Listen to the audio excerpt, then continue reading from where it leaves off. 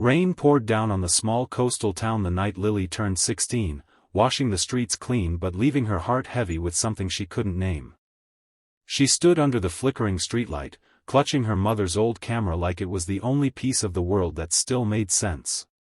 Just a few hours earlier, everything had felt normal: school, friends, laughter, but one phone call had shattered it all. Her father, the man who taught her to chase sunsets, had died in an accident while driving home from work. The sound of her mother's sobs echoed through the house like waves crashing against rocks, and Lily felt herself drift further into an ocean of silence she didn't know how to escape. The days that followed blurred together, each one painted in dull shades of gray. Lily stopped taking photos, stopped going to the beach, stopped talking much at all. Her best friend, Mia, tried to pull her back into life with jokes and late-night messages, but grief had its own gravity. Even when her mother suggested they move to a smaller town for a fresh start, Lily just nodded, feeling like her voice no longer mattered. When they finally arrived at Crestwood, a quiet town surrounded by hills and whispering pines, Lily hoped the silence would heal her. Instead, it only echoed louder in her chest, reminding her of what she had lost. At her new school, everything felt foreign.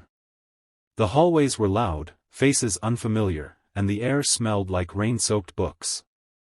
Lily kept to herself, always with her headphones on and camera tucked away in her bag. But one afternoon in photography class, the teacher, Mr. Ellis, noticed her untouched lens and asked her to stay behind.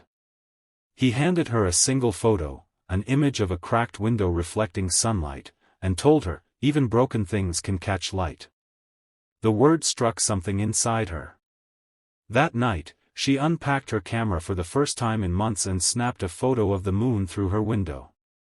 It wasn't perfect, but it was something. The next day, while taking photos near the school's old football field, Lily met Ethan. He was a senior with messy brown hair and paint-stained fingers, sitting on the bleachers sketching clouds. They started talking, awkwardly at first, then easily, like old friends rediscovering a forgotten rhythm. He told her he painted because words failed him sometimes. She told him she took photos because they said what she couldn't. From then on, they met every afternoon, sharing stories, secrets, and silences that didn't feel so heavy anymore. Ethan made her laugh again, something she thought she'd forgotten how to do. But the closer they grew, the more scared Lily became. Every time Ethan smiled, she felt the ache of what it might mean to lose someone again. One evening, when he asked her to come see his art show, she panicked. The thought of caring again terrified her. She made up an excuse and left him standing in the rain, his sketchbook clutched to his chest. At home, she stared at her father's photo on the shelf and whispered, "I can't do this again." Grief had taught her one cruel lesson: love always comes with the risk of loss, and she wasn't ready to take that risk. Weeks passed, and Lily buried herself in her camera again, capturing strangers, streets, and shadows. But when she developed the film, she noticed something strange. Ethan appeared in almost every photo, always in the background, always looking her way. It was as if the universe refused to let her forget him. That night, she attended his art show in secret, hiding behind a pillar. When she saw his paintings, each one filled with fragments of her, from the way her hair caught sunlight to the sadness in her eyes, she realized how deeply he had seen her, even when she couldn't see herself. Ethan spotted her before she could leave. Instead of anger, there was only softness in his eyes. He told her that pain doesn't vanish when you love, it just changes shape. "You don't stop hurting," he said, "but you start healing in between the cracks." Lily cried for the first time in months, letting the weight of everything pour out. They talked for hours in the empty gallery, surrounded by colors and memories neither of them could explain. For the first time, she didn't run from the ache, she let it stay, knowing it was proof she still cared.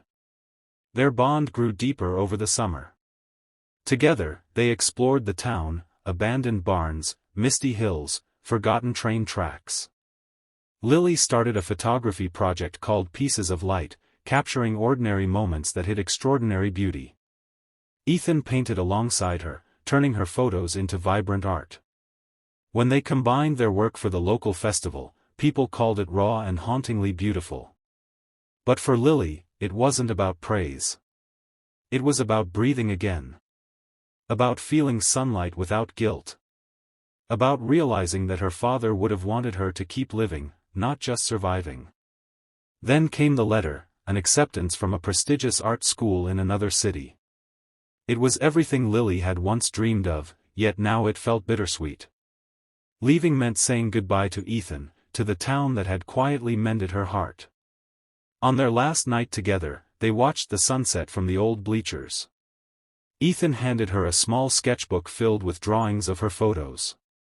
"Wherever you go," he said, "keep seeing the world the way you do. Through light."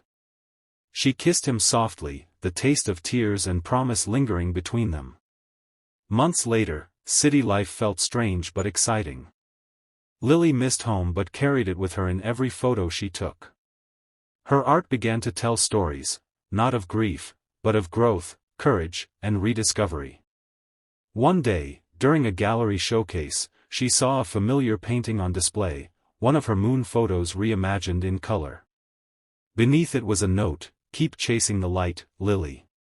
E." She smiled, realizing that love doesn't always stay, but it always leaves something behind. Years passed, and Lily's name became known in the art world.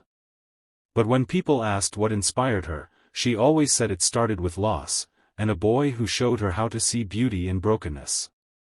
She returned to Crestwood one summer, camera in hand, tracing old paths. The football field was overgrown, but the bleachers still stood. She took a photo of the setting sun, the same spot where everything had begun.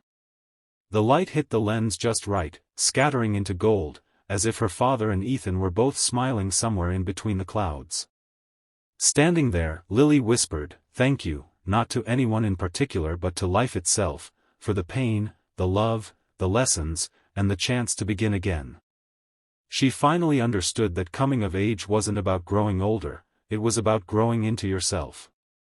It was about learning that loss doesn't erase love, it deepens it. And that sometimes, the most beautiful pictures come from moments you thought would break you forever.